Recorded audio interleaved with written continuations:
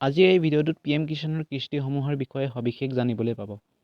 আপোনালোকৰ বেংকত PM কিষাণৰ টকা কিমানখিনি সোমালে, কিমানখিনি লাভ কৰিলে, কেইটা ইনষ্টলমেণ্ট আপোনালোকে লাভ কৰিলে, 11-12 ইনষ্টলমেণ্টসমূহ লাভ কৰিলে নে নাই আৰু লগতে আগৰ ইনষ্টলমেণ্টসমূহ লাভ কৰিলে নে নাই, এইবিলাক আপোনালোকে কেনেকৈ চেক কৰিব এই ভিডিঅ'টোত গম পাব।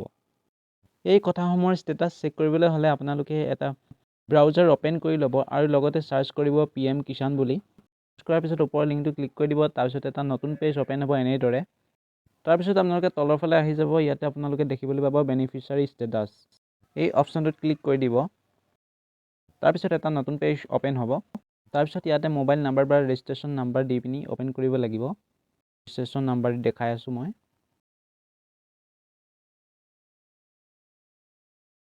আপোনালোকে শুদ্ধকৈ ৰেজিষ্ট্ৰেশ্যন নাম্বাৰটো দি ল'ব। তাৰপিছত কেপচাটো ফিল আপ কৰিব লাগিব।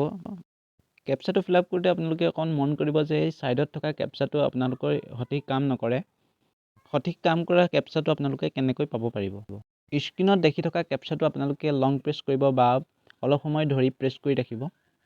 তাৰপিছত এখন চাৰ্ট আহি যাব। আপোনালোকে দেখিবলৈ পাব যে এনেধৰণে এখন চাৰ্ট আহি যাব। ইয়াতে আপোনালোকে open page in new tab এই অপশ্যনটো আপোনালোকে ক্লিক কৰিব। তাৰপিছত আপোনালোকে সোঁফালে ওপৰত থকা ওৱান অপশ্যনটো ক্লিক কৰিব। তেতিয়া পেজটো এনেধৰণৰ হৈ যাব। তাৰপিছত বাওঁফালে থকা captcha.aspx অপশ্যনটো আপোনালোকে ক্লিক কৰিব। এনেধৰণৰ কেপচা এটা পাই যাব নতুনকৈ। তাৰপিছত আপোনালোকে এই কেপচাটো আনি ইয়াত বহাই দিব ধুনীয়াকৈ। মই ইয়াতে কেপচাটো ফিল কৰি আছোঁ। কেপচাটো ফিল কৰি হোৱাৰ পিছত আপোনালোকে গেট ডাটা অপশ্যনটো ক্লিক কৰি দিব। তাৰপিছত এটা নতুন পেজ অপেন হ'ব এনেধৰণে আপোনালোকে দেখিবলৈ পাইছে ইয়াতে। তাৰপিছত ইয়াতে সকলোখিনি ডিটেইলছ দেখিবলৈ পাই যাব। ফাৰ্মাৰ নেম, ফাদাৰ নেম আৰু ষ্টেট নেম, মোবাইল নাম্বাৰ এইখিনি আপোনালোকে দেখিবলৈ পাই যাব এই ওপৰতে। আৰু তলৰ ফালে আপোনালোকে দেখিবলৈ পাই যাব কেইটা ইনষ্টলমেণ্ট পাইছে আপোনালোকে। যদি ইনষ্টলমেণ্টসমূহ পোৱা নাই, কিহৰ কাৰণে পোৱা নাই বা কিহৰ বাবে বন্ধ হৈ আছে, ইয়াত অপশ্যনটো আপোনালোকে দি দিছে দেখিবলৈ পাইছে।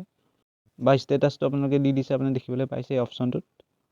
আৰু ইয়াতে PFMS ৰেকৰ্ডো আপোনালোকে দেখিবলৈ পাই যাব। আৰু লগতে EKYC কৰিলে নে নাই ইয়াতে আপোনালোকৰ ষ্টেটাছটো শ্ব' হৈ যাব। এনেধৰণে আপোনালোকে চেক কৰিব পাৰিব।